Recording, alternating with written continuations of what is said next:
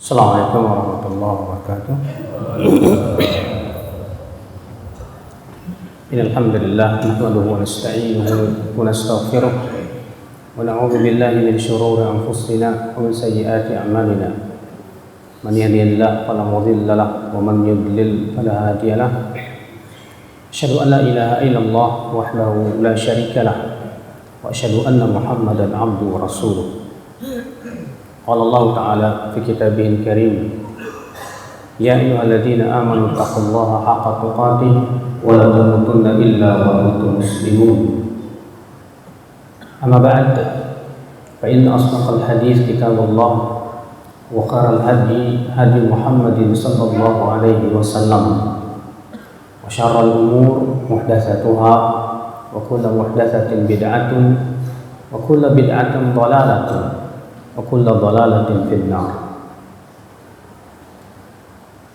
Umat Islam, saudara-saudaraku yang berbahagia, sungguhnya hak Allah yang paling besar adalah tauhidullah jalla wa ala, itu mentauhidkan Allah dan tidak mempersekutukan Allah sedikit pun juga.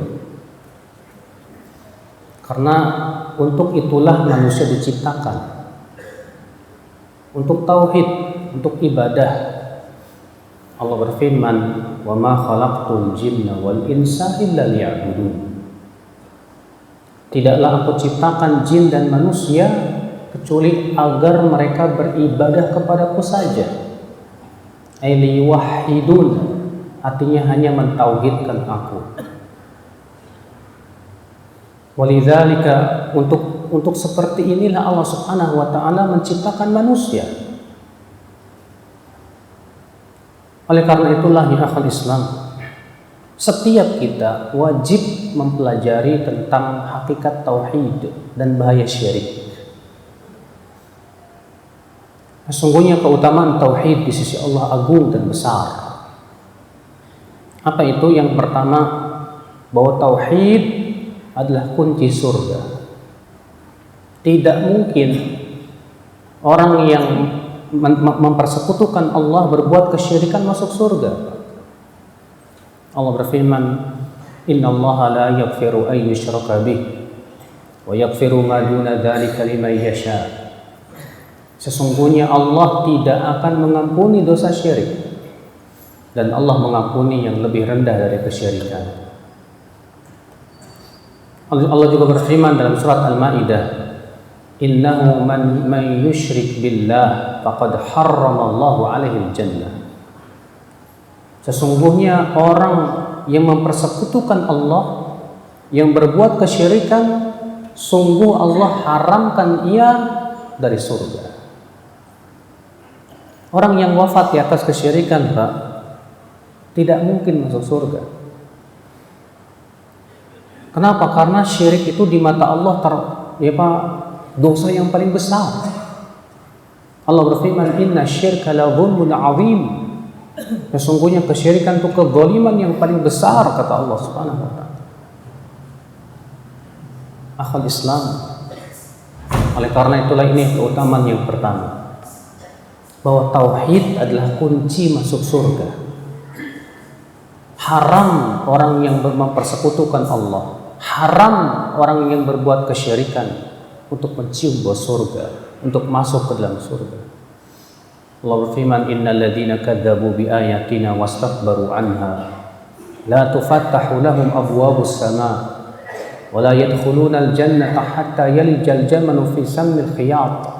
Sesungguhnya orang-orang yang mendustakan ayat-ayat kami dan mereka sombong terhadap ayat-ayat kami, maka tidak akan dibukakan untuk mereka pintu-pintu langit, dan mereka tidak akan pernah masuk surga sampai unta masuk ke dalam lubang jarum. Tidak mungkin. Siapapun yang ingin masuk surga, dia wajib merealisasikan kuncinya ini, syaratnya, yaitu merealisasikan kalimat la ilaha illallah. Siapapun yang memiliki kalimat la ilaha illallah, maka keutamaan yang kedua, dia mendapat jaminan masuk surga. Siapapun yang wafat di atas la ilaha illallah, dia pasti masuk surga, Pak. Rasulullah sallallahu alaihi wasallam bersabda, "Man kana akhiru kalamihi la ilaha illallah, dakhala al-jannah." Siapa yang akhir ucapan dia dalam hidup di dunia ini yaitu ucapan la ilaha illallah, dia pasti masuk surga, kata Rasulullah sallallahu alaihi wasallam. Walaupun sebanyak apapun dosanya, ya. Bila ia wafat di atas la ilaha illallah, bila ia wafat dalam keadaan ia mentauhidkan Allah, dia pasti masuk surga. Dalam hadis yang dikeluarkan Imam Muslim dalam sahihnya, Rasulullah SAW bersabda, "Yadrusul Islam kama yadrusu wasyu thawbi wasyan wasyan." Nanti Islam akan punah sebagaimana baju yang akan lusuh sedikit demi sedikit. Hatta la yudra mas shalah wala zakah wala shaum wala hajj. Sampai nanti akan datang suatu zaman, kata Rasulullah SAW, orang sudah tidak kenal lagi apa sholat, apa zakat, apa puasa, apa haji. Illa ajuz, kata Rasulullah, kecuali ada orang tua renta yang berkata, adrokna aba'ana yaquluna la ilaha illallah. Kami mendapatkan bapak-bapak kami terdahulu mengucapkan la ilaha illallah. Masya Allah, Pak. Rasulullah mengabarkan nanti akan datang suatu zaman orang sudah tidak kenal lagi sholat, tidak kenal lagi zakat, puasa, haji, tak kenal. Kecuali ada orang yang mengucapkan la ilaha illallah, itu saja sudah. Kata Sakilah, ya, seorang tabi'in kepada Hudzaifah, ma tunjihim la ilaha illallah wa hum la yusallun wa la yasumun wa la yuzakkun wa la yahujjun. Apa manfaatnya ucapan la ilaha illallah sementara mereka tidak sholat, zakat, puasa, haji? Kata Hudzaifah, tunjihim minan nar. Ucapan la ilaha illallah itu suatu ketika akan menyelamatkan mereka dari api neraka. Makanya orang yang wafat di atas la ilaha illallah, dia sudah mendapatkan kartu jaminan masuk surga. Orang yang wafat di atas tauhidullah jalla wa'ala, dia tidak akan kekal dalam api neraka. Tidak akan kekal dalam api neraka. Rasulullah sallallahu alaihi wasallam bersabda, yakhruju minan nar man qala la ilaha illallah wa fi qalbihi mithqala dzarratin min iman. Pasti, kata Rasulullah, akan keluar dari api neraka orang yang mengucapkan la ilaha illallah walaupun di dalam hatinya ada sebesar biji sawi dari keimanan. Pasti. Siapapun orang yang wafat di atas la ilaha illallah dan dengan syarat dia tidak melakukan pembatal-pembatal la ilaha illallah, maka dia suatu ketika akan diangkat dari api neraka. Dia akan dimasukkan ke dalam surga. Ikhwatul iman, a'azzani Allah wa iyyakum. Dalam hadis yang diriwayatkan Bukhari dan Muslim juga, ketika Rasulullah mengabarkan ketika kaum mukminin akan melewati jembatan Sirat yang terbentang di atas api neraka itu, Pak. Setelah kaum mukminin melewatinya, maka mereka pun datang kepada Allah. Lalu mereka berkata, "Ya Rabb, ikhwanuna alladzina kanu yusalluna ma'ana wa yasumuna ma'ana." Ya Rabb, teman-teman kami, saudara-saudara kami yang dahulu sholat bersama kami, yang dahulu mereka berpuasa bersama kami, mereka sekarang dalam api neraka, ya Allah. Dan mereka terus minta kepada Allah supaya Allah mengeluarkan mereka dari api neraka. Maka Allah berfirman, idhabu ilan nar, silahkan kalian pergi ke neraka, wa akhrij, dan keluarkan dari api neraka orang-orang yang kalian kenal mengucapkan la ilaha illallah. Maka kaum mukminin pun, Pak, pergilah ke neraka. Dikeluarkan teman-teman mereka yang mengucapkan la ilaha illallah dari api neraka. Masya Allah. Ini kalimat yang dahsyat sekali, Pak.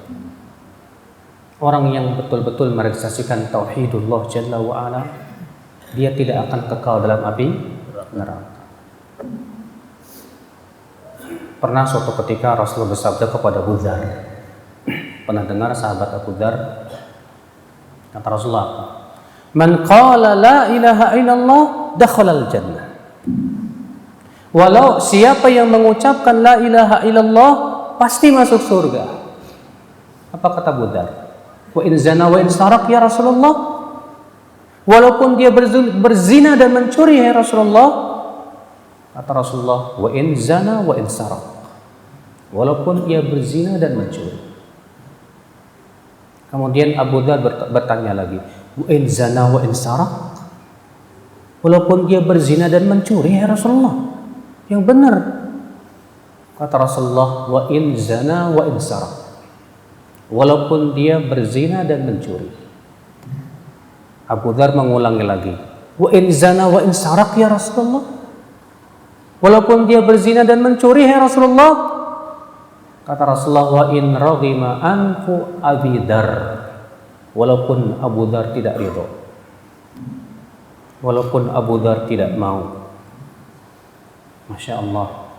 Rasulullah mengatakan, orang yang mengucapkan la ilaha illallah dan dia wafat di atas la ilaha illallah, pasti pas suatu ketika ia masuk ke dalam surga. Walaupun dia berzina dan mencuri. Bukan berarti kemudian ya kita hendak mengatakan, yang penting kan la ilaha illallah.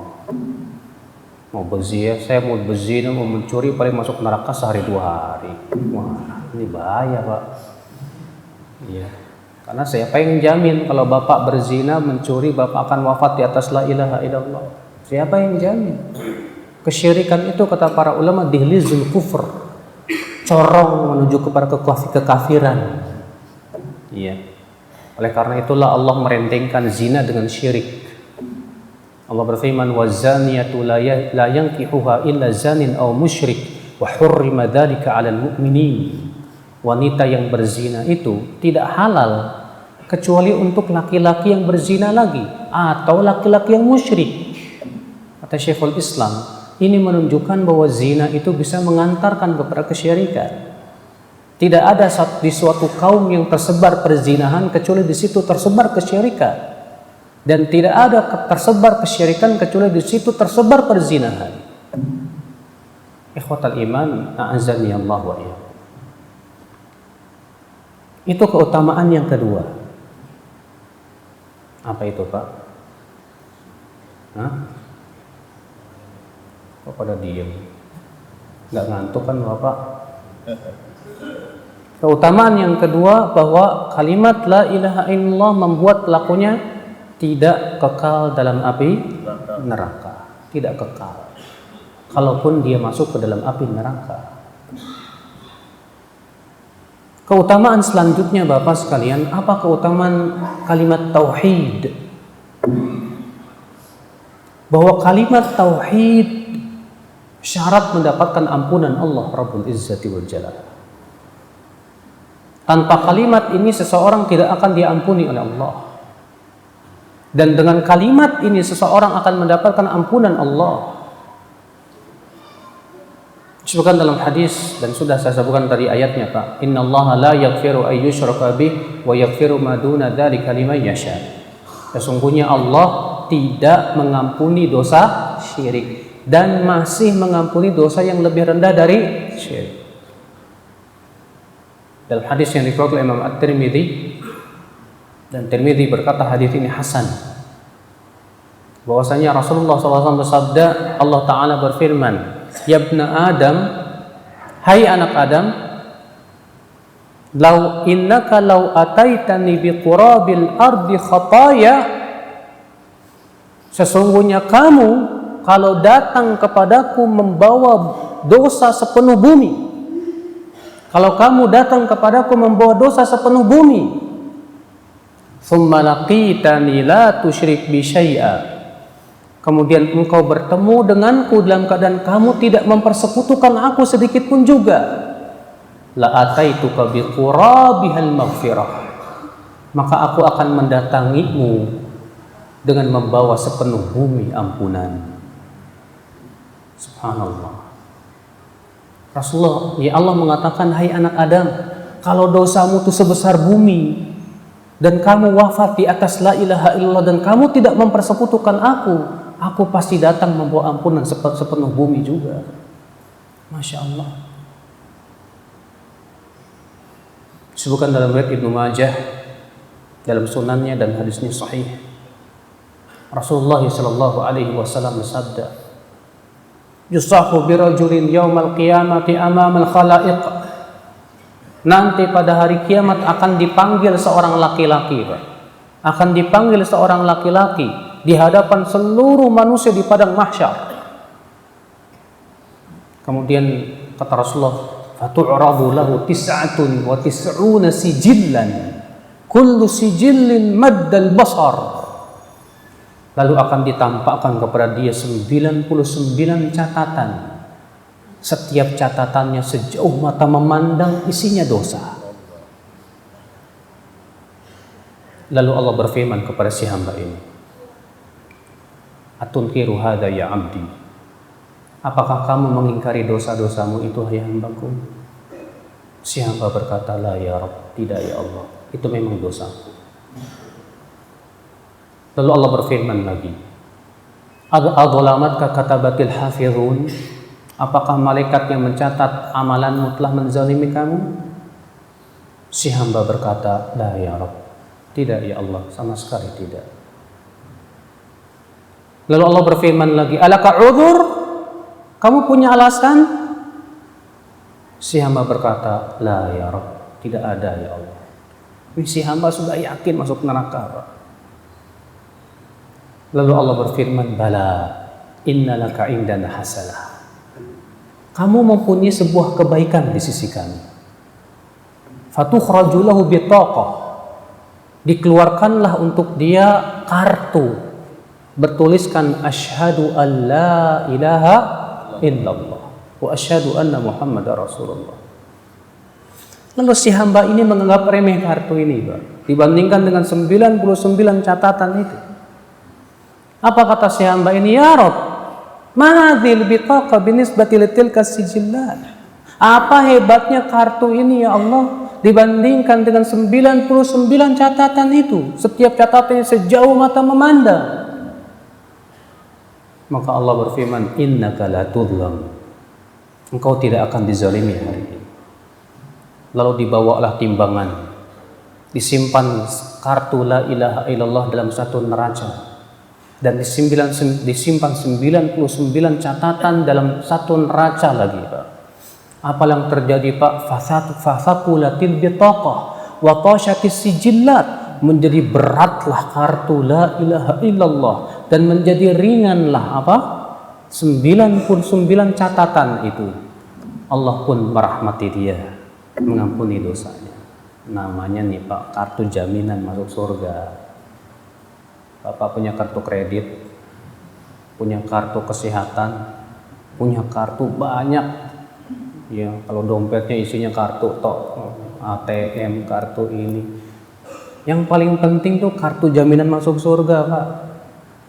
Kartu jaminan masuk surga itu la ilaha illallah. Dan alhamdulillah, Bapak yang ada di sini sudah punya itu, Pak. Cuma perlu dipertahankan sampai meninggal dunia di atas la ilaha illallah. Ikhwatul Islam, azani Allah wa iyyakum. Di antara keutamaan la ilaha illallah, maaf Pak ya, saya banyak melihat Bapak kalau menguap terbuka aja begitu. Kata Rasulullah, apabila seseorang menguap dan terbuka, setan akan tertawa kepadanya. Mendingan diketawain setan atau diketawain monyet, Pak? Kalau kita aja diketawain monyet merasa terhina, apalagi ketawain setan, Pak. Jangan, Pak. Yang satu riwayat yang lain, setan akan masuk. Iya. Jadi kalau menguap, kata Rasulullah, hendaknya ditahan. Falyaqdim mastata'. Tahan aja. Iya. Baik, kita lanjutkan lagi, Pak. Sampai mana tadi ya? Sampai setan. Sampai mana tadi? Kartu la ilaha illallah. Jadi la ilaha illallah itu syarat untuk mendapatkan ampunan dari Allah Subhanahu wa taala. Apalagi keutamaan la ilaha illallah, Pak. Orang yang merealisasikan la ilaha illallah dengan sempurna, dia akan masuk surga tanpa hisab dan adab. Semakin seseorang merealisasikan la ilaha illallah dengan sempurna, tidak mempersekutukan Allah sedikit pun juga, dia akan masuk surga tanpa hisab dan adab. Dalam hadis yang dikeluarkan oleh Imam Bukhari dan Muslim, Rasulullah SAW bersabda, "Uridat alayyal umam." Ditampakkan kepadaku umat-umat pada hari kiamat. Fatu'radu ya faraitu rajul nabiyyan wa ma'ahu ruhayd. Aku melihat ada nabi yang diikuti suatu kaum. Wa nabiyyan wa ma'ahu rajulun wa rajulan. Ada lagi aku melihat nabi yang diikuti 1 dan 2 orang saja. Wa nabiyyan wa laisa ma'ahu ahad. Ada lagi, kata Rasulullah, aku melihat ada nabi yang tidak punya pengikut, Pak. Nabi enggak punya pengikut, bayangkan. Idh uridat alayya sawadul azim. Tiba-tiba diperlihatkan kepadaku jumlah besar. Fadhanantu annaha ummati. Aku mengira itu umatku. Faqila li innaha Musa wa qaumuh. Itu Musa dan kaumnya. Thumma uridat alayya sawadul azim. Kemudian diperlihatkan kembali kepadaku jumlah yang besar lagi. Faqila li, lalu dikatakan kepadaku, innaha ummatuk wa fihim 70,000 yadkhuluna al-jannata bighairi hisabin wal adab. Itu umatmu, wahai Muhammad. Dan pada umatmu itu ada 70.000 orang yang masuk surga tanpa hisab dan adab. 70.000 orang yang masuk surga tanpa hisab dan adab. Lalu Rasulullah pun masuk ke dalam rumahnya. Fakhadhan nas lailatahum. Di malam itu para sahabat nggak bisa tidur, Pak. Mikirin, itu siapa yang bisa masuk surga tanpa hisab dan adab? Masya Allah, para sahabat tuh pikirannya begitu, Pak. Nggak bisa tidur gara-gara mikirin itu siapa yang bisa masuk surga tanpa hisab dan adab. Kalau antum nggak usah tidur, mikirin apa?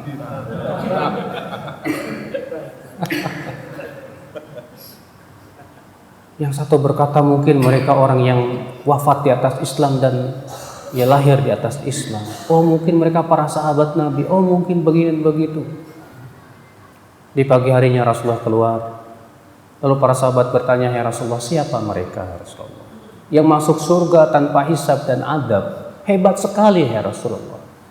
Kata Rasulullah, humul ladina la yastarqun wa la yaqtawun wa la yatatayyarun wa ala rabbihim yatawakkalun.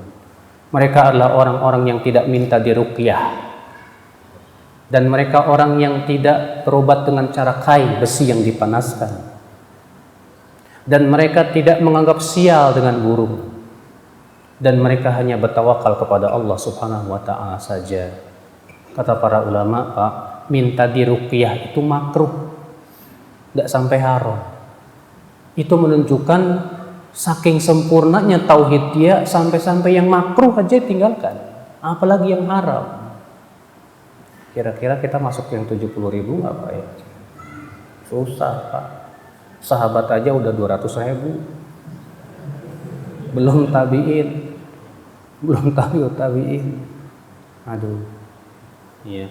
Tapi alhamdulillah dalam riwayat Imam Ahmad, Rasulullah berdoa, ya Allah, tambahkan ya. Tambahkan. Maka Allah mengabulkan. Dari 70.000 orang, setiap orangnya membawa 70.000 lagi. Berapa itu, Pak? 4.900.000. Tapi kira-kira kita masuk nggak ya? Yakin? Nggak pernah rian tuh? Nggak pernah ujub? Nggak pernah jatuh kepada syirik kecil? Susah zaman sekarang nih, Pak. Karena syaratnya, Masya Allah, tauhidnya itu sempurna. Ya, yang makruh saja ditinggalkan, apalagi yang haram. Sementara kita ini imannya Senin Kemis. Tapi jangan putus asa. Ya, kita perlu untuk terus menyempurnakan keimanan kita, insya Allah. Tauhidullah jalla wa ala. Ikhwatal iman, a'azzani Allah wa iyyakum. Di antara keutamaan la ilaha illallah, di antara keutamaan tauhid, Allah akan menjamin kepada mereka keamanan di dunia dan akhirat. Allah berfirman, alladzina amanu wa lam yalbisu imanahum bidzulmin ulaika lahumul amnu wa hum muhtadun. Orang-orang yang beriman dan tidak mencampur adukan iman mereka dengan kezaliman, yaitu kesyirikan, bagi mereka keamanan dan mereka mendapatkan hidayah. Masya Allah. Sebagian ulama mengatakan mereka mendapatkan keamanan di akhirat dan mendapatkan hidayah di dunia.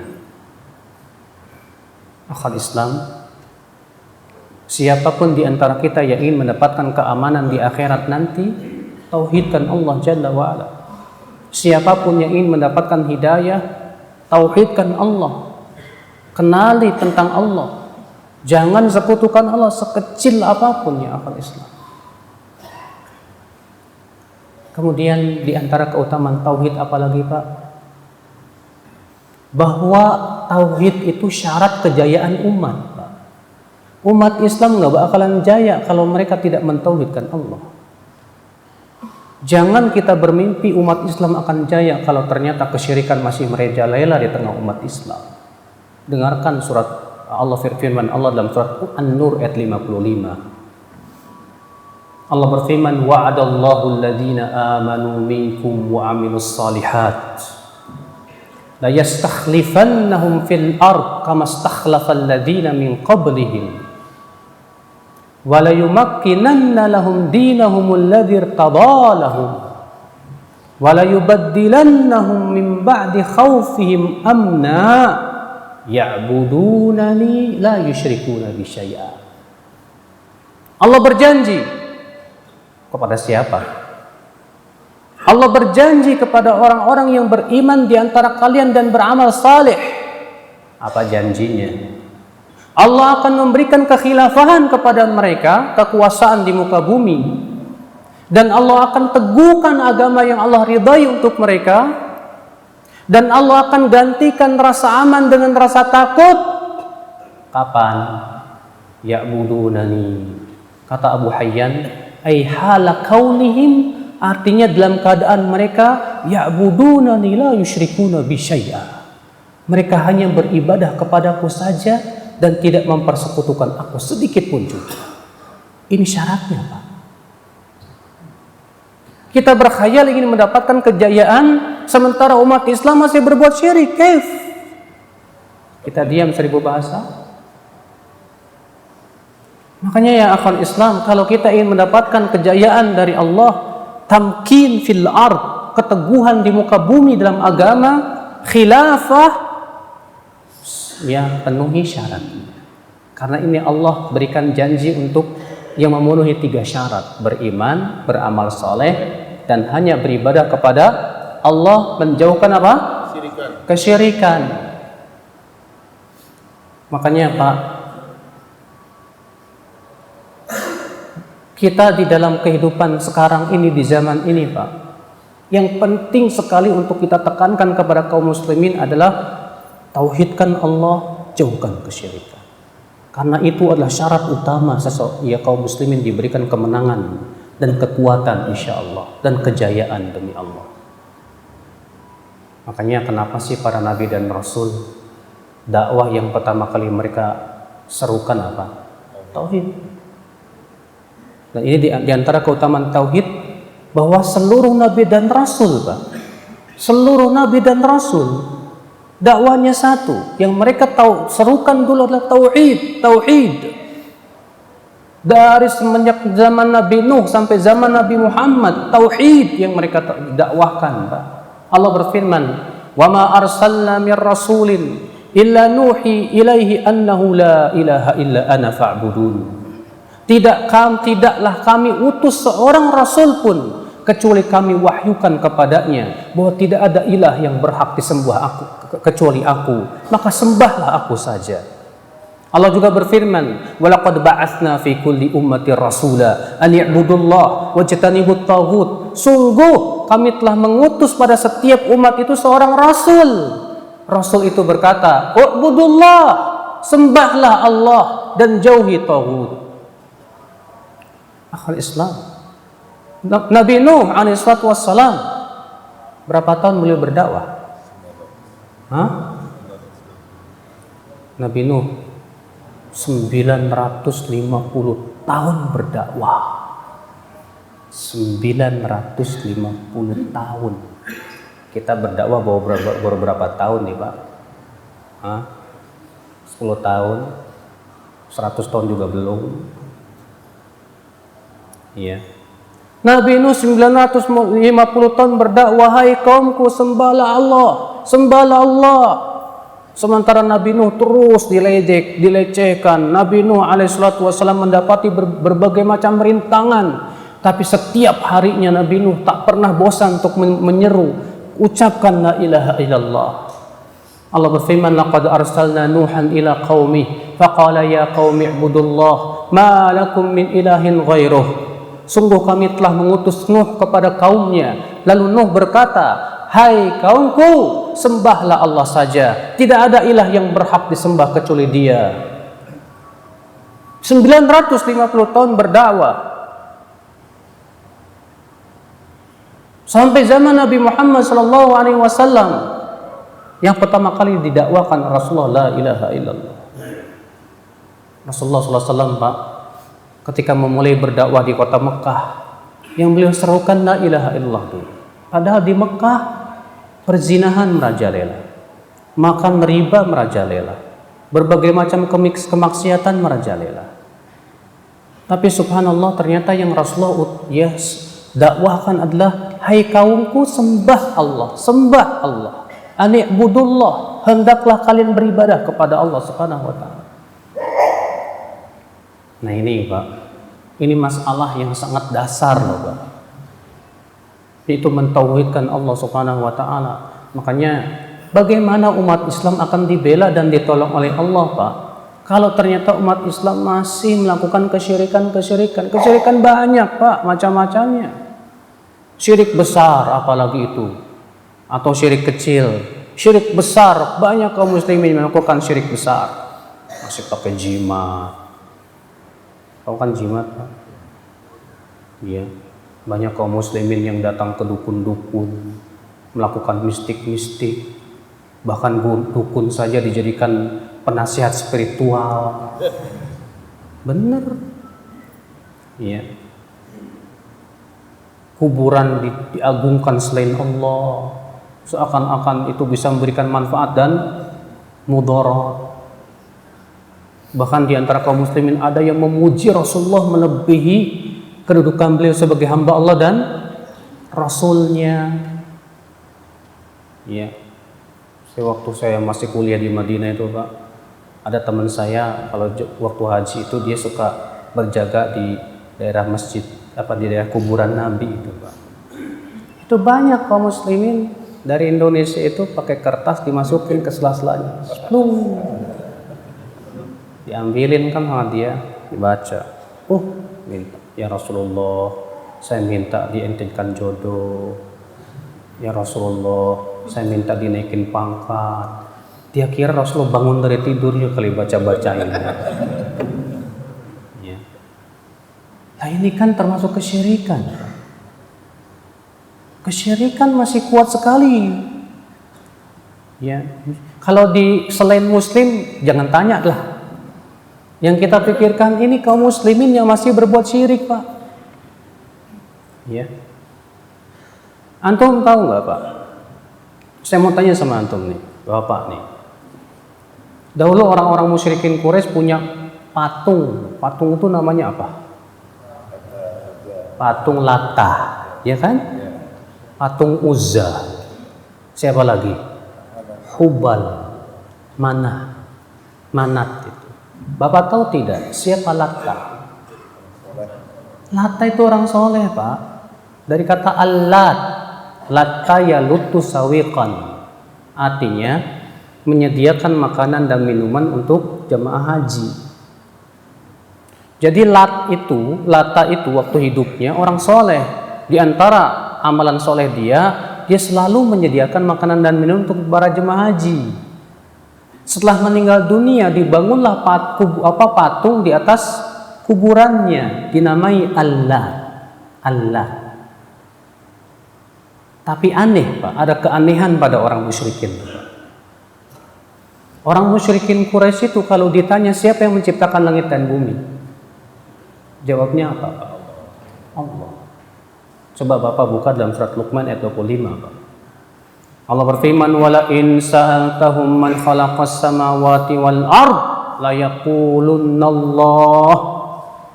Jika kamu bertanya kepada mereka, yaitu orang-orang musyrikin Quraisy, siapa yang menciptakan langit dan bumi? Kata mereka, Allah. Bukan Lata, bukan. Siapa yang memberikan rezeki? Kata mereka, Allah. Bukan Lata, bukan. Siapa yang bisa memberikan manfaat dan mudarat? Kata mereka, Allah. Bukan Lata, bukan. Terus kenapa kalian menyembah Lata? Allah menyebutkan dalam surat Az-Zumar ayat 3. Ini sebabnya Pak. Allah berfirman, walladzina takhadhu min dunihi awliya ma na'buduhum illa liyuqarribuna ilallahi zulfa. Orang-orang yang mengambil tandingan-tandingan selain Allah itu berkata, kami tidak beribadah kepada mereka kecuali agar mereka itu mendekatkan kami kepada Allah sedekat-dekatnya. Ini rupanya Pak yang dilakukan orang-orang musyrikin Quraisy terhadap Lata dan Uzza dan Hubal dan Manat. Padahal itu orang-orang soleh Pak. Mereka mengatakan kami nggak nyembah Lata. Kami cuma berharap supaya Lata memberikan syafaat di sisi Allah untuk kami. Inilah Pak jenis perbuatan kesyirikan yang dilakukan oleh orang-orang musyrikin Quraisy. Allah mengingkari mereka. Masya Allah, ikhwatal Islam, azakumullah wa iyai. Maka kalau antum datang ke kuburan orang soleh, lalu antum berkata, saya tidak menyembah ke orang kuburan ini kok. Saya cuma berharap mudah-mudahan orang soleh ini mendekatkan diri saya kepada Allah. Lah apa bedanya dengan itu? Ya. Saya nggak menyembah kuburan kok. Masya Allah, alhamdulillah Anda tidak menyembah kuburan. Bagus. Tapi kenapa kok kamu berdoanya di kuburan nggak di masjid? Ya kan supaya berharap nih dia menyampaikan doa saya kepada Allah. Artinya Pak kita minta syafaat dia di sisi Allah. Nah, apa bedanya? Ikhwatal Islam, azani Allah wa iyyakum. Ini yang banyak kaum muslimin tidak faham ya akhwal Islam, azani Allah wa iyyakum. Maka fahamilah hakikat tauhid. Kenapa orang-orang musyrikin Quraisy itu diingkari oleh Allah Subhanahu wa taala? Bapak tahu tidak, Pak? Kesyirikan yang pertama kali terjadi di muka bumi itu syirik cinta wali. Gara-gara itu Allah berfirman, wa minan nasi man yattakhidhu min dunillahi andada yuhibbunahum ka hubbillah. Di antara manusia ada yang mengambil tandingan selain Allah, mereka mencintai tandingan itu seperti mencintai Allah. Al-Imam Ibnu Abbas pernah dengar Ibnu Abbas? Seorang sahabat Nabi yang didoakan oleh Nabi SAW supaya difaqihkan dalam agama. Ketika menafsirkan firman Allah dalam surat Nuh, wa qalu la tadharunna alihatakum wa la tadharunna wadda wa la suwa'a wa la yaghutha wa ya'uqa wa nasra. Mereka berkata, yaitu kaumnya Nabi Nuh, jangan kalian tinggalkan Tuhan-Tuhan kalian, jangan kalian tinggalkan Wad, Suwa, Yaghuth, Ya'uq dan Nasr. Apa kata Ibnu Abbas, Pak? Kata Ibnu Abbas, ini nama-nama orang soleh di zaman Nabi Nuh. Ketika mereka sudah meninggal dunia, digambar. Tujuannya disembah? Belum. Tapi untuk memberikan motivasi. Lama-lama dibikin patung. Disembah? Belum. tapi tujuannya untuk memberikan motivasi. Lama-lama disembah. Kan kadang kita di Indonesia aja Pak banyak Pak ya. Ditulis di gambar tempel Pak, gambar Wali Songo. Akan sama dengan perbuatan kaumnya Nabi Nuh dahulu. Apa bedanya? Belum disembah? Belum. Hampir lama-lama nanti dibikin patungnya tuh Pak. Patung Wali Songo. Belum disembah? Belum. Nanti setan tuh pinter. Setan tuh menggoda manusia sedikit-sedikit gitu Pak. Hati-hati loh Pak. Makanya kan Rasulullah SAW mengatakan asyadun nasi adzaban yaumal qiyamah al-musawwirin. Orang yang paling keras siksanya pada hari kiamat yang suka menggambar makhluk bernyawa. Hadis itu sahih riwayat Bukhari dan Muslim. Ikhwatal Islam, azani Allah wa iyyakum. Ternyata banyak kan kaum muslimin yang suka gambar bernyawa, ya enggak? Banyak kaum muslimin yang suka bikin-bikin patung bernyawa, ya enggak, Pak? Padahal kata Rasulullah itu termasuk yang paling keras azabnya pada hari kiamat. Bahkan gambar-gambar dan patung-patung itu akan ikut mengadab dalam api neraka. Hadisnya sahih. Siapapun yang membaca hadis Sahih Bukhari, Bapak pas dapatkan hadis itu. Ikhwatal iman, azani Allah wa iyyakum. Jadi ini Pak, ya. Masalah syirik tauhid itu masalah agung Pak, masalah besar Pak. Yang harus betul-betul kita mendapat porsi yang paling besar dalam hidup kita. Ya. Ada tidak Pak dosa yang lebih besar dari syirik? Korupsi dengan syirik lebih besar mana?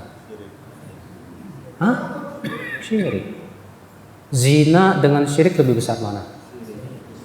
Syirik. Ya. Demi Allah Pak, semua kita marah ketika Al-Quran dinistakan.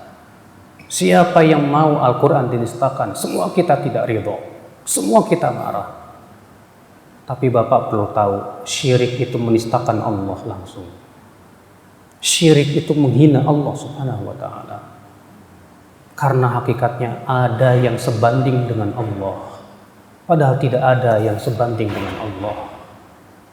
Allah mengatakan qul huwallahu ahad, Allahus samad, lam yalid wa lam yulad, wa lam yakul lahu kufuwan ahad.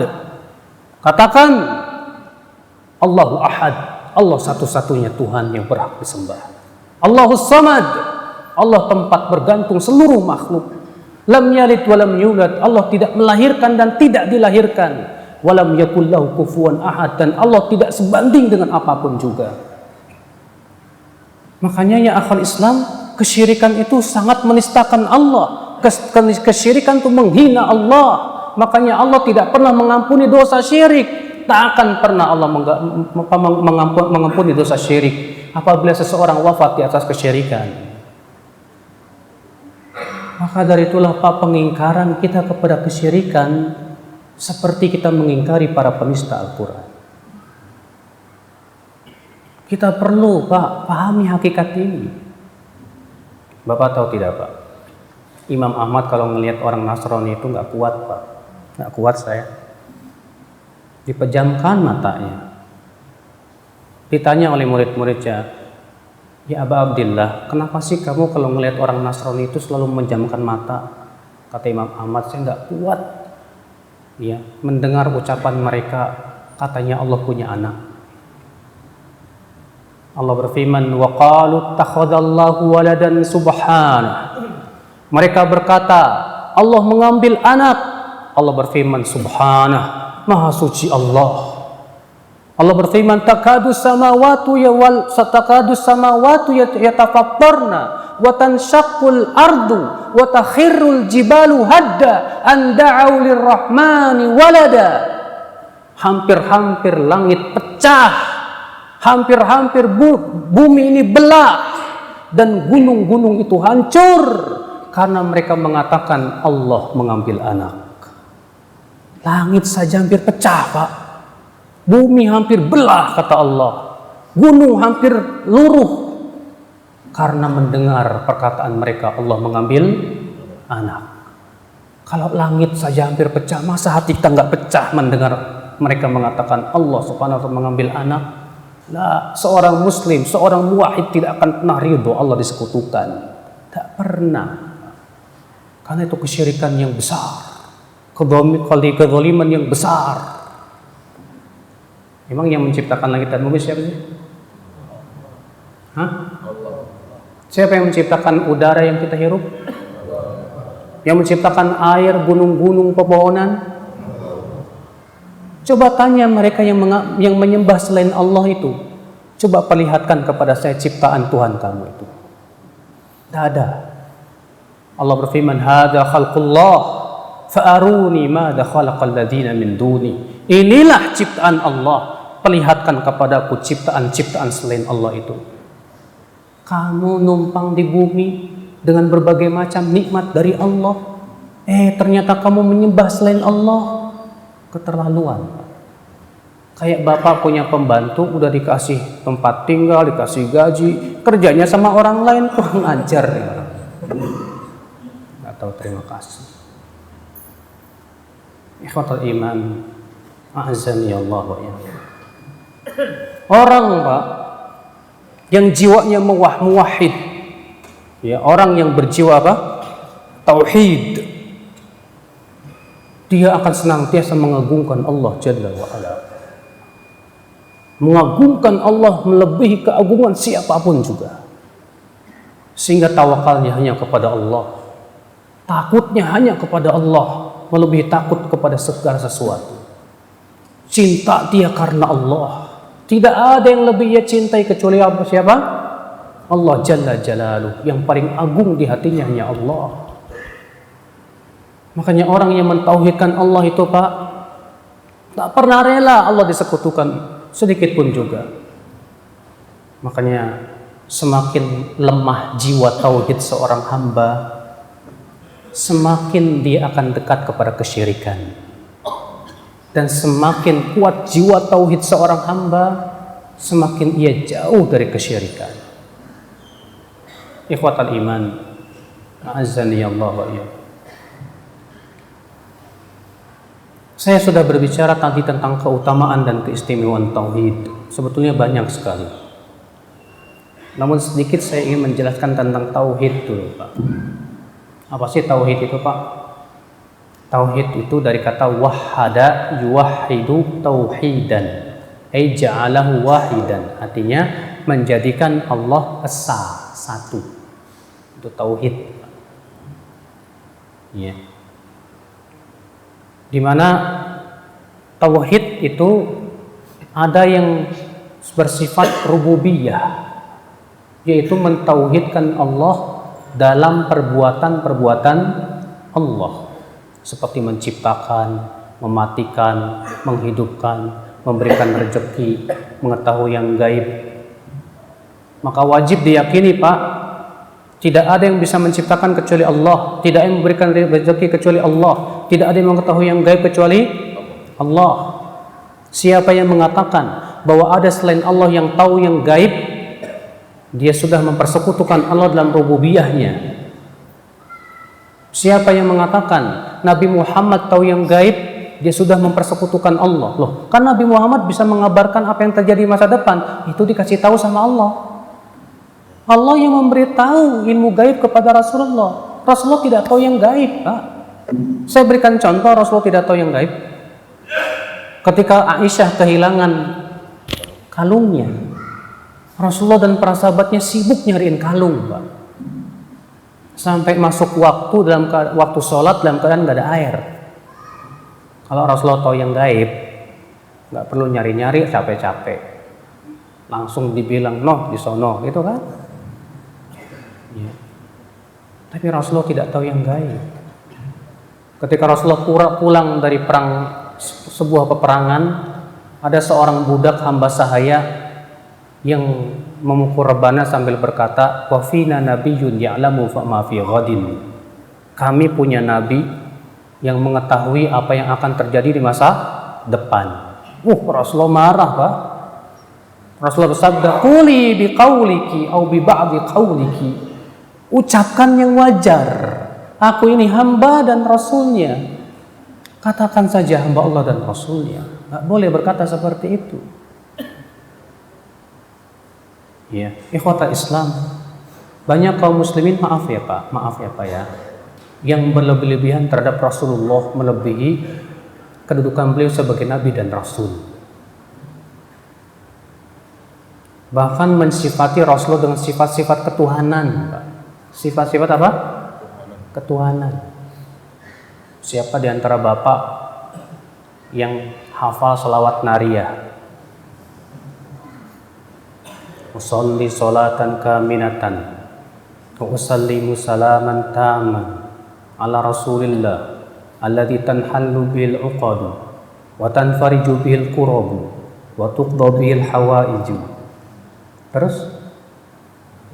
Enggak hafal. Wa tunalu bihir raghaibu.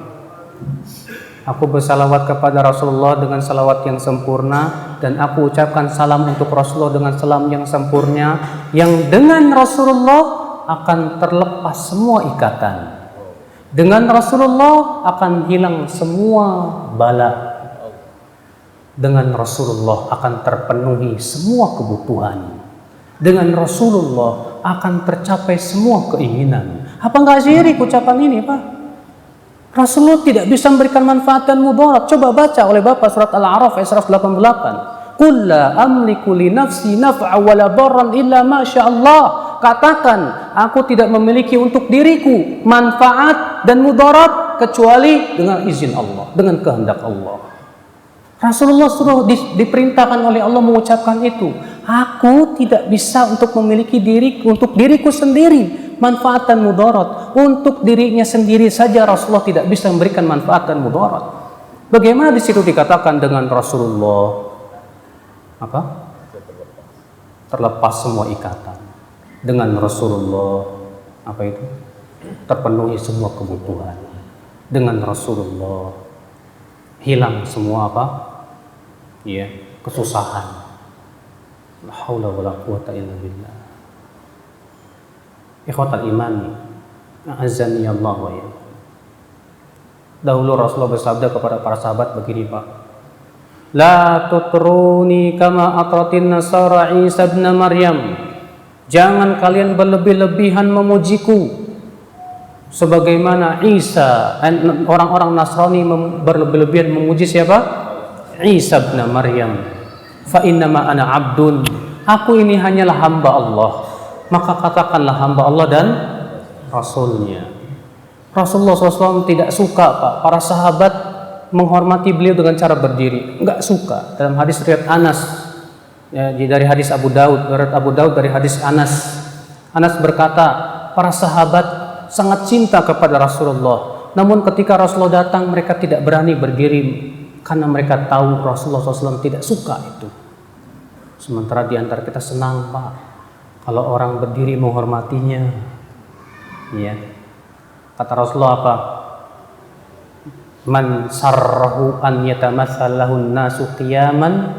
Siapa yang merasa suka orang-orang berdiri menghormatinya, falyatabawwa maq'adahu minan nar. Hendaklah ia persiapkan tempat duduknya di neraka. Hati-hati, Pak. Ini masalahnya akan menjerumuskan kepada kesyirikan, Pak. Ya. Kita bukannya tidak cinta Rasul, kita sangat cinta Rasul. Tapi Rasulullah melarang kita untuk berlebih-lebihan sehingga memuji beliau melebihi kedudukan beliau sebagai hamba dan Rasulnya.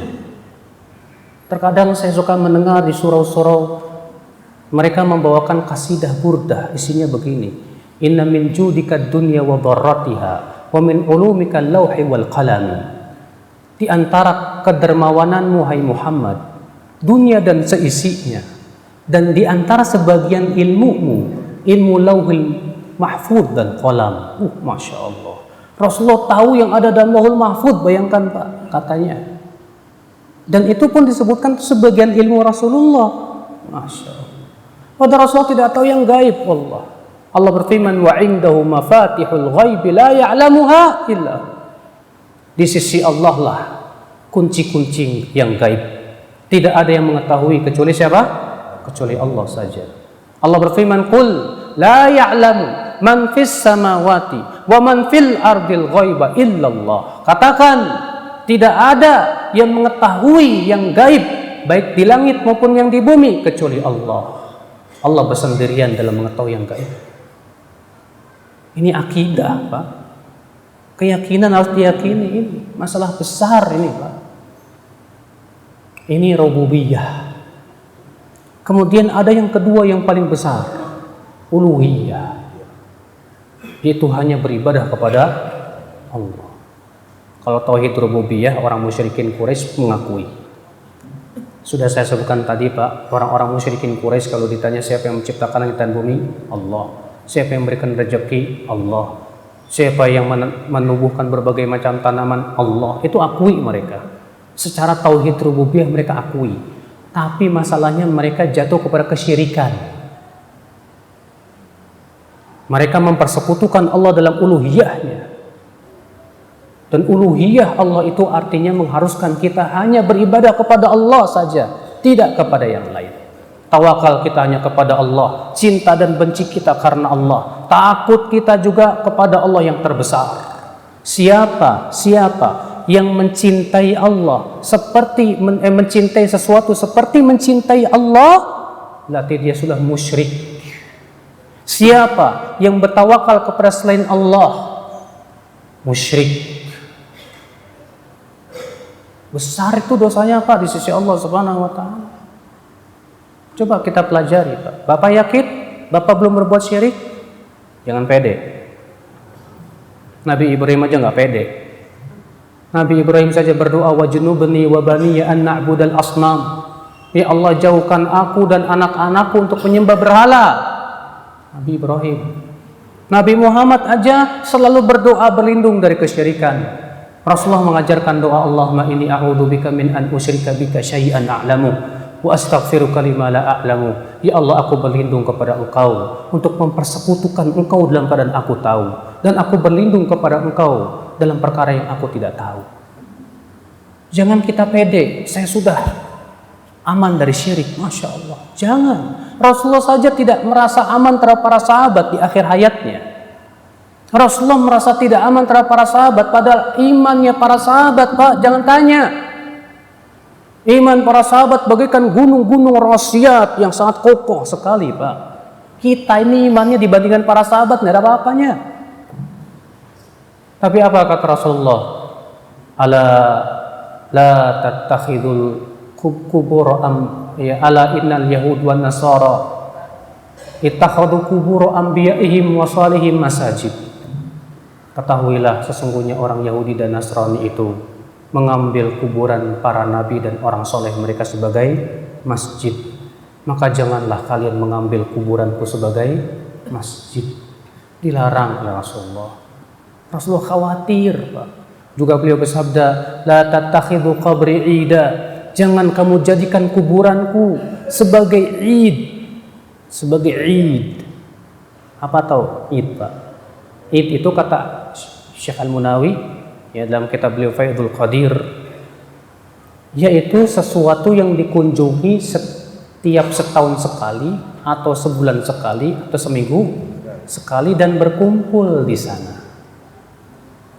Rasulullah melarang menjadikan kuburan sebagai id, tapi ternyata umat Islam malah melakukannya. Sebelum Ramadan kumpul dulu di kuburan. Setelah Ramadan hari raya kumpul juga di kuburan.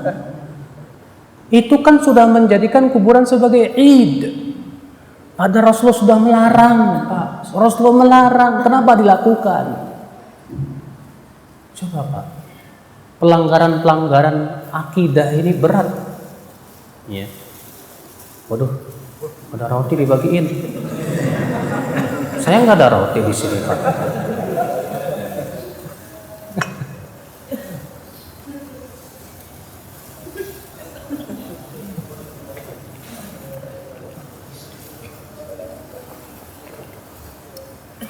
Ini kayaknya ada roti seger lagi nih, Pak ya.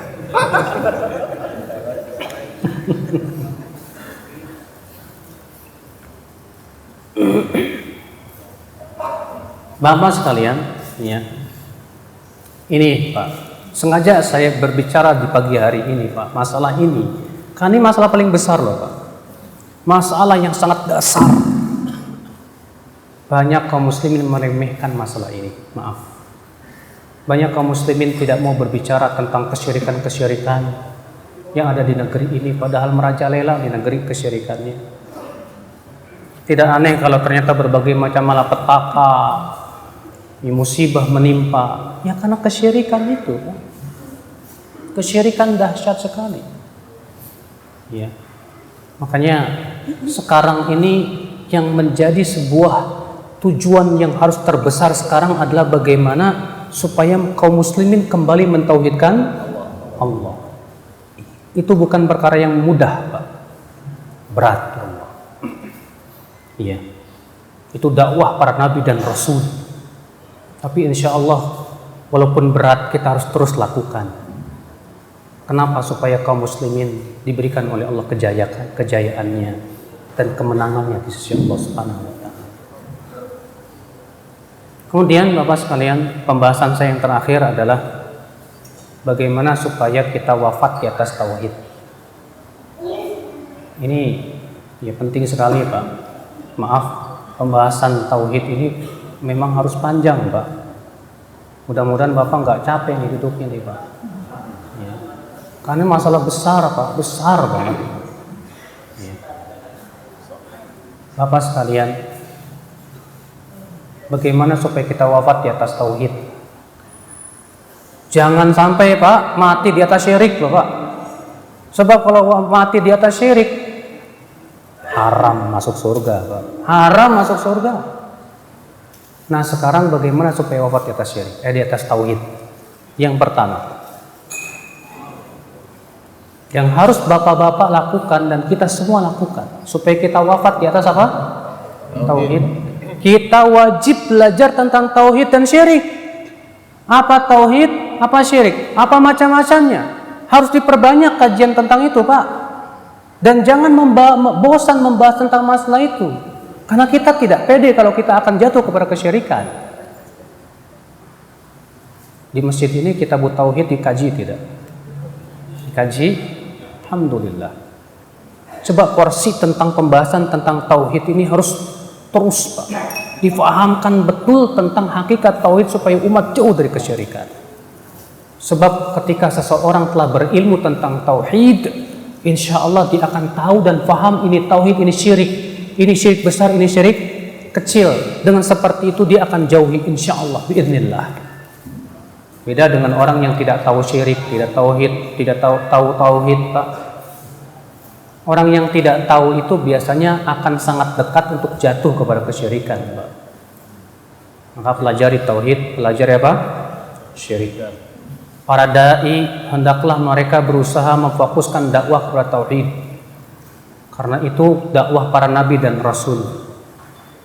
Bahkan Rasulullah SAW ketika mengutus para sahabatnya untuk berdakwah, yang Rasulullah nasihatkan kepada mereka, yang pertama kali dakwahkan apa?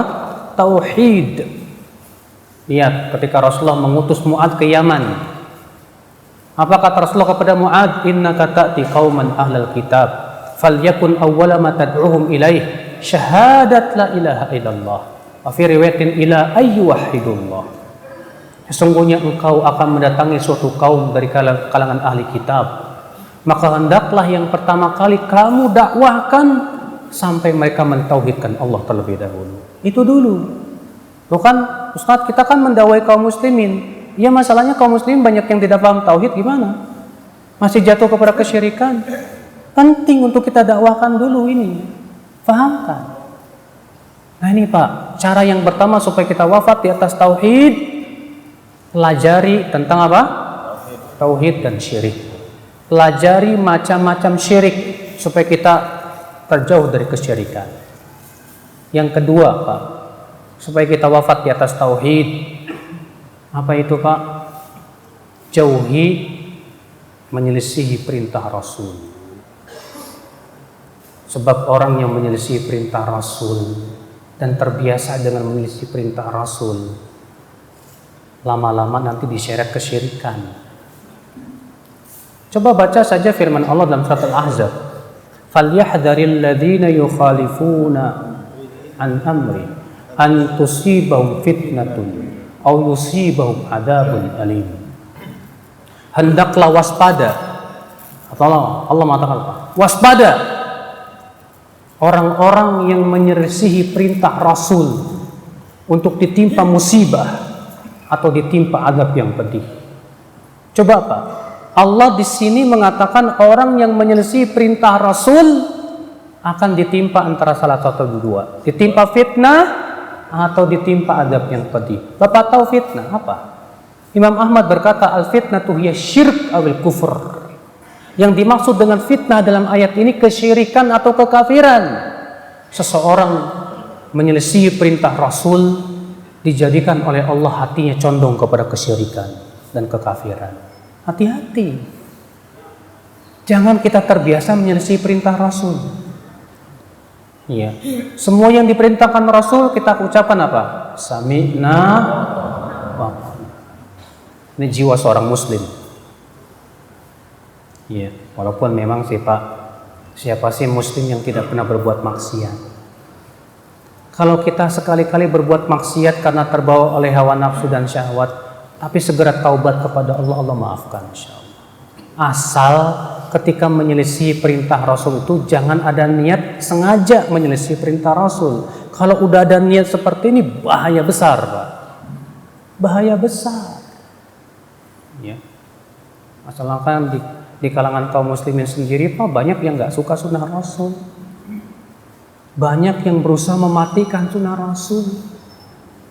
Ya, banyak, Pak. Ada yang mengingkari hadis, katanya hadis itu nggak perlu, cukup Quran. Coba bayangkan kalau Al-Quran tanpa hadis, Pak, gimana nafsirinnya? Bapak mau sholat, emang ada dalam Al-Quran tata cara sholat dari awal sampai akhir? Tidak ada, Pak. Ya. Ada lagi yang mengatakan, Pak, hadis ahad tidak perlu kita terima dalam akidah.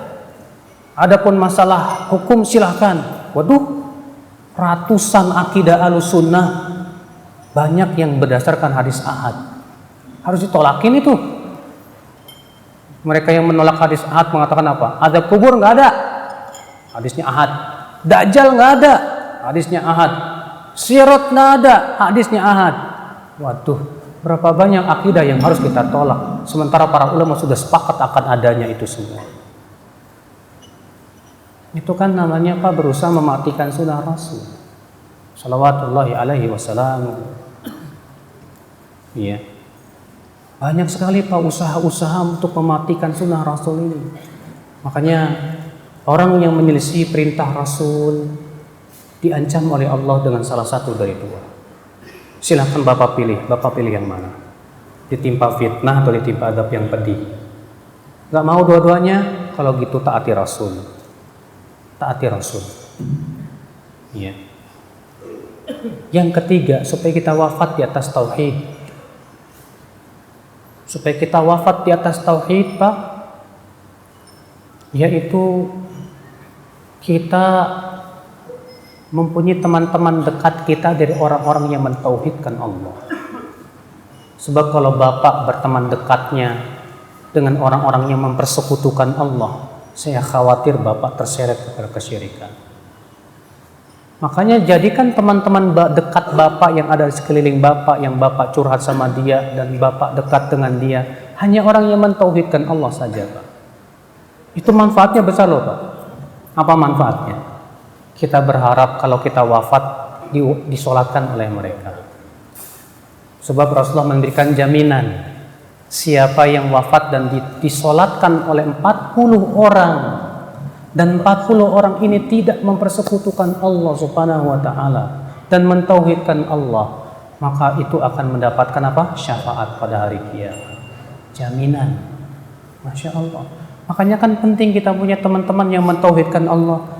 Mudah-mudahan ketika saya wafat disolatkan oleh teman-teman saya yang mentauhidkan Allah Jalla wa Jalaluh. Manfaatnya apa lagi, Pak? Nanti di hari kiamat kalau kita qadarullah masuk neraka, mereka yang akan mengeluarkan kita. Hadisnya sudah saya sebutkan tadi. Ketika kaum mukminin telah melewati jembatan Sirat, mereka datang kepada Allah dan minta supaya teman-temannya dikeluarkan. Maka Allah berfirman, pergi kalian ke neraka. Keluarkan teman-teman kalian yang kalian kenal yang mengucapkan la ilaha illallah. Keluarkan mereka dari api neraka. Itu teman-teman yang soleh, Masya Allah, yang mentauhidkan Allah. Makanya Pak, ya, jangan sampai teman kita yang dekat itu ternyata berbuat syirik. La ilaha illallah. Jangan.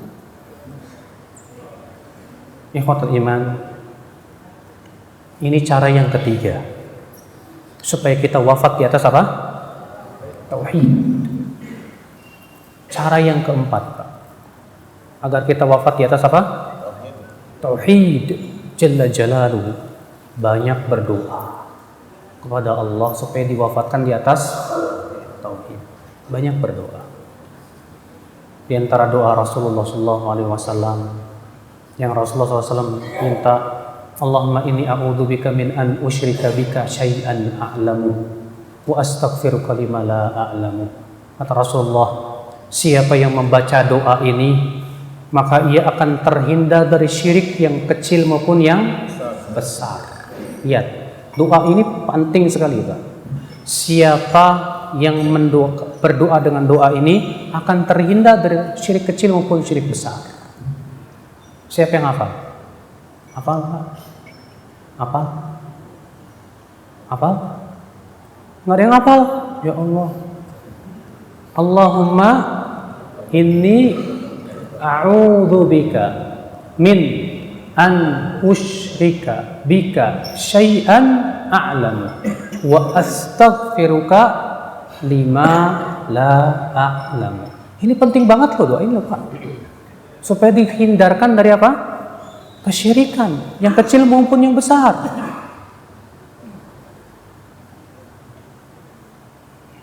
Ikhwatal Islam, azakumullah.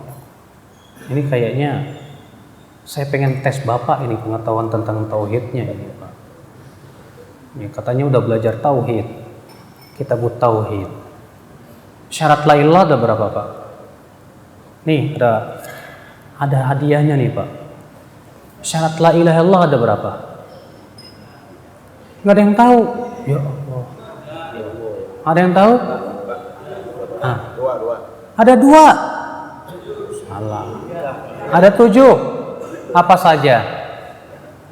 Ilmu, yakin,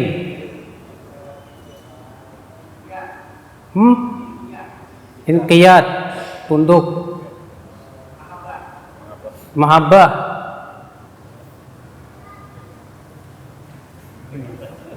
nggak apa-apa deh. Nih ambil Pak, nih Pak.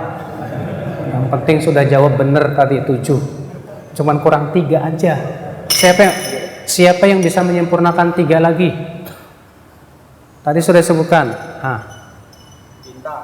Cinta udah, mahabbah.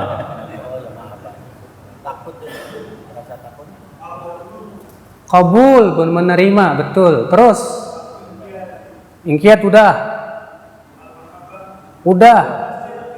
Asid, jujur, betul. Al-ikhlas, ahsan, barakallahu fiik. Nih, diambil, Pak. Tuh lihat, Pak. Jadi syarat la ilaha illallah aja nggak banyak yang nggak paham. Gimana coba kita akan mentauhidkan Allah? Pahami betul tentang syarat la ilaha illallah. Apa pembatal la ilaha illallah juga harus paham loh, Pak. Ada hal-hal yang bisa membatalkan la ilaha illallah. Masya Allah.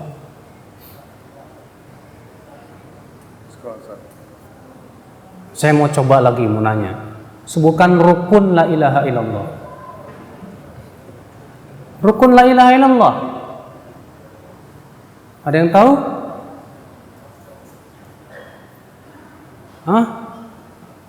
Jauh banget, Masya Allah. Apa rukun la ilaha illallah? Yang pertama, nafyu. Apa itu nafyu? Maksudnya meniadakan apa? Meniadakan adanya Tuhan selain, meniadakan bahwa tidak ada yang berhak disembah. Yang kedua apa? Isbat apa? Menetapkan apa? Iya, menetapkan bahwasanya Allah yang satu-satunya yang berhak disembah. Itu rukun la ilaha illallah. Ini rukunnya aja nggak tahu, gimana coba, Pak? Fahami ini kalimat yang sangat besar Pak, la ilaha illallah itu Pak. Rukunnya, syaratnya. Tahu nggak Pak, syarat la ilaha itu ada 7 tadi, sudah saya sebutkan Pak. Apa tadi? Ilmu, yakin, qabul, menerima, ingkiyat, tunduk, apalagi? Jujur, ikhlas, cinta. Kenapa harus 7? Karena 7 ini ada dalam kehidupan kita. Bapak mau cukur rambut, ada tuh. Yang pertama, Bapak harus berilmu dulu, ini tukang cukur hebat. Kalau Bapak sudah berilmu, ini tukang cukur hebat, tumbuh yakin. Bapak yakin datang ke dia ya kan Pak? Yakin. Pas duduk kata tukang cukurnya apa? Aduh Pak, ini rambutnya kurang normal Pak. Terima nggak Pak? Ya terima, terserah deh. Situ yang lebih tahu. Kata tukang cukurnya, maaf Pak, coba miringkan kepalanya ke kanan. Tunduk nggak Pak? Tunduk banget Pak. Ikhlas nggak Pak? Wah, ikhlas lagi. Nggak terpaksa Pak. Jujur. Coba Pak, maaf Pak, ke kiri Pak, ke kiri. Masya Allah. Ya. Ini ada itu Pak. Kenapa kita kepada Allah tidak? Ini syarat dasar la ilaha illallah. Ikhwatul Islam, azakumullah wa ya. Dan ternyata la ilallah pun punya pembatal. Dan pembatal la ilallah banyak, tapi porosnya ada 10. Siapa yang bisa menyebutkan 2 aja? Pembatal la ilaha Allah. Ada yang tahu? Oh, ini syekh ini. Ini udah jangan dijawab, jangan jawab ini. Ada yang tahu? Oh. Syirik, menyembelih untuk selain, nggak apa-apa. Sebetulnya itu masuk syirik juga sih. Ya, menyembelih untuk selain Allah termasuk syirik juga. Karena kan syirik kan bermacam-macam. Berarti baru 1, 2 apa? Sihir, ahsan, barakallahu fiik. Nih, ambil. Sihir itu bisa membatalkan la ilaha illallah, Pak. Belum pernah dikaji di sini tentang pembatal la ilaha illallah. Penting banget loh Pak. Ya, jangan sampai la ilaha illallah kita batal. Ada tuh 10 pokok pembatal la ilaha illallah yang harus difahami itu Pak. Nggak mungkin saya kaji di sekarang ini. Panjang waktunya. Ya. Yang jelas harusnya panitia di sinilah yang berusaha untuk mengkaji hal-hal yang sangat dasar seperti ini. Fahamkan orang tentang tauhid, fahamkan orang tentang hakikat syirik. Supaya apa? Kaum muslimin selamat dunia akhirat. Ya. Percuma Bapak banyak sholat, banyak zakat, banyak puasa, banyak haji, ternyata berbuat syirik. Allah berfirman, la in asyrakta la yahbatanna 'amaluk. Kalau kamu berbuat syirik, Allah batalkan amalanmu. Habis semuanya. Tidak ada nilainya di sisi Allah Subhanahu wa taala. Itu masalah penting loh, Pak. Ya. Maka ikhwata Islam, azakumullah wa iyyakum. Semoga dengan kajian ini semakin kita faham tentang hakikat apa? Tauhid dan urgensi tauhid. Dan bahaya syirik dalam kehidupan. Dan sudah saya sebutkan itu kunci kemenangan umat Islam. Kalau umat Islam ingin jaya, realisasikan tauhid, jauhkan kesyirikan. Fahamkan umat Islam ini tentang hakikat tauhid dan supaya mereka menjauhkan kesyirikan. Dan mohon maaf, saya tidak membuka tanya jawab karena udah siang. Yang kedua udah capek juga. Udah lapar juga. Antum enak dibagi-bagiin roti, aneh nggak dapet. Emang nasibnya Ustadz tuh harus paling susah Pak ya. Baiklah, saya mohon maaf tidak ada pertanyaan. Insya Allah ditanyakan kepada Ustadz lebih kompeten dari saya ya. Wabillahi taufiq, subhanallahi bihamdik, asyhadu an la ilaha illa anta, astaghfiruka wa atubu ilaik. Assalamualaikum warahmatullahi wabarakatuh.